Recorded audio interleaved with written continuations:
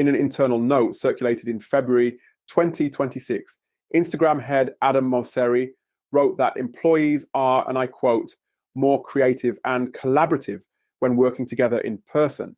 The message confirmed that US employees with assigned desks must return to the office 5 days a week. Hey, if we haven't met, I'm Alex Wilson Campbell's AI twin. Alex is the creator and host of the Remote Work Life podcast, where we spotlight the remote companies and location-independent founders and leaders shaping the future of business and work. Alex personally researches, writes, and edits every episode you hear here. And I'm his AI voice, so you don't miss the updates, even if he can't get to the studio.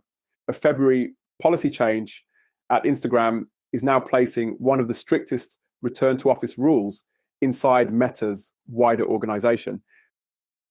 The reaction across the remote work world is immediate and practical because hiring patterns often move quickly when a large employer tightens office requirements. The policy itself is simple on paper. Employees in the United States who have assigned desks are now expected to be present in the office 5 days each week. That is a full-time office schedule rather than the hybrid arrangements that many technology companies have adopted. Instagram sits inside Meta, but the rule does not apply across the whole company in the same way.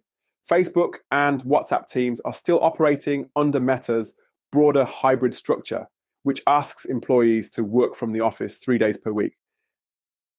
That difference makes Instagram the strictest division inside the wider organization when it comes to physical attendance. The stated aim in the memo is to increase speed, creativity, and accountability by having people working together in person more often.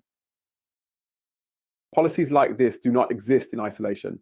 Several large companies have introduced firmer return to office requirements over the past year, including Amazon, AT&T, Boeing, Dell, and Microsoft.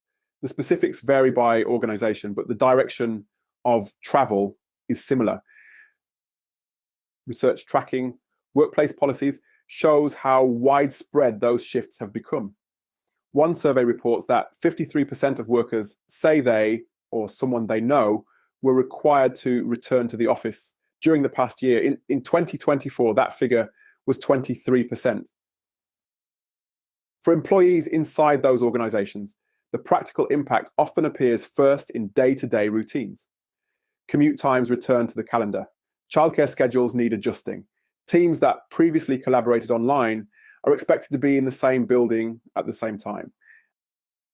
At the same time, another pattern tends to emerge whenever large employers change their working policies. Companies that operate with distributed teams often see a surge in job applications from experienced workers exploring alternatives. One example often mentioned in this discussion is Atlassian. The company operates with a workforce of roughly 13,000 employees spread across more than a dozen countries. Its work from anywhere approach allows staff to live where they choose rather than near a central office. Since introducing that policy, Atlassian reports that the number of applicants per open role has doubled.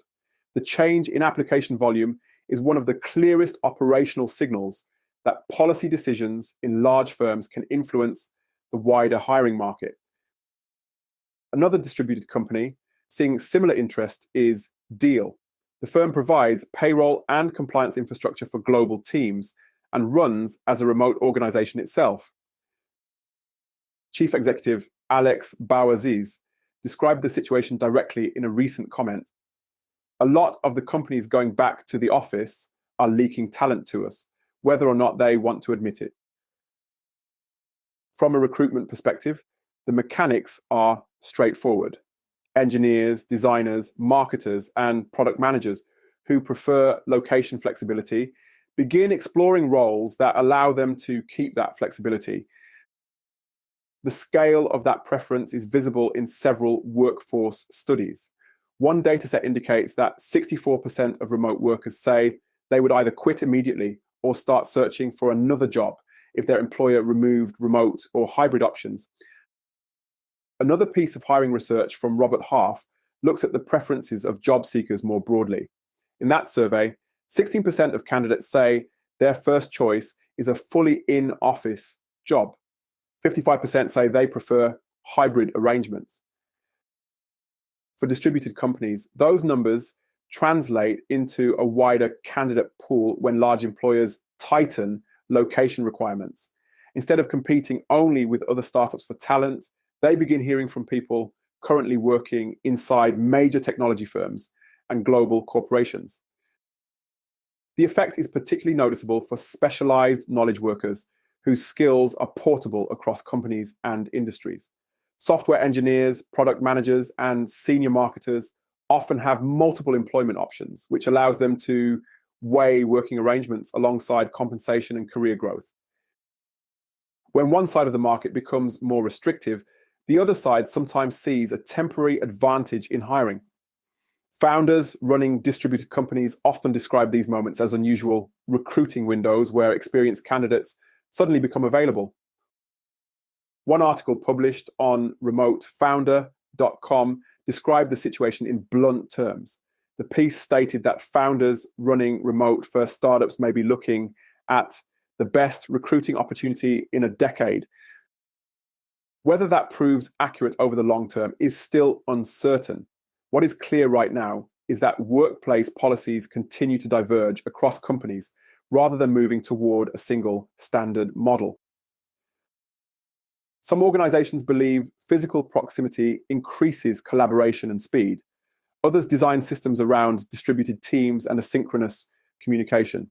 Both approaches are now operating at significant scale. For employees, that divergence creates a growing menu of choices about how work fits into daily life. Some will prefer offices and in-person energy. Others will prioritize flexibility and geographic freedom. The Instagram decision highlights that fork in the road very clearly. One of the largest social media companies in the world has chosen a full-time office structure for a major division. At the same time, fully remote companies continue expanding their global hiring pipelines. The result is a labor market where working models compete alongside products, salaries, and career paths. That competition is likely to shape how knowledge work evolves over the rest of this decade. That's it for today on the Remote Work Life podcast. Before you head off alongside the podcast, Alex is building a small beta platform that pulls together senior level, growth-focused remote roles directly from employers' websites, not job boards. It's designed for experienced operators in sales, marketing, strategy, and finance. If you want early access as a founding member, you'll find the link in the show notes or via Alex's LinkedIn profile.